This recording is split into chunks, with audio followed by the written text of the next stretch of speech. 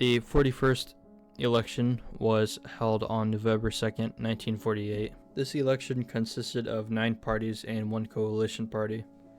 These parties were the Democratic, Republican, States' Rights, Progressive, American Labor, Socialist, Prohibition, Socialist Labor, and Socialist Workers' parties. The coalition party was the Progressive American Labor Party.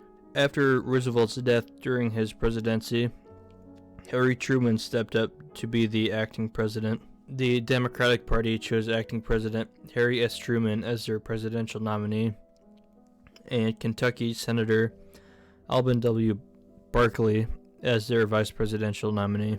The Republican Party again chose New York Governor Thomas E. Dewey as their presidential nominee, and California Governor Earl Warren as their vice presidential nominee. The States' Rights Party chose South Carolina Governor Strom Thurmond as their presidential nominee, and Mississippi Governor Fielding L. Wright as their vice presidential nominee. With Truman being very unpopular, Dewey decided to avoid controversial issues to remain the favorite.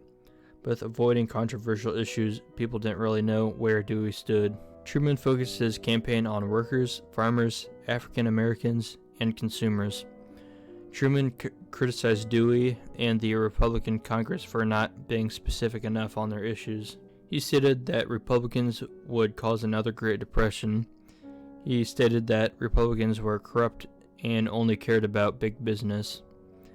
As Truman continued to bash the Republican Party, Dewey barely even used Truman's name during his campaign.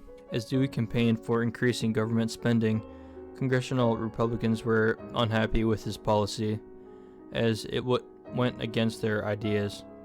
Truman took advantage of this by trying to provoke Congress into siding against Dewey.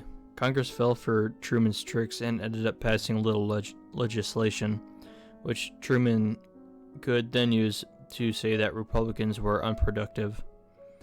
While people around him didn't think he would win, Truman himself was confident that he would. Truman predicted that he would win 64.03% of the electoral vote.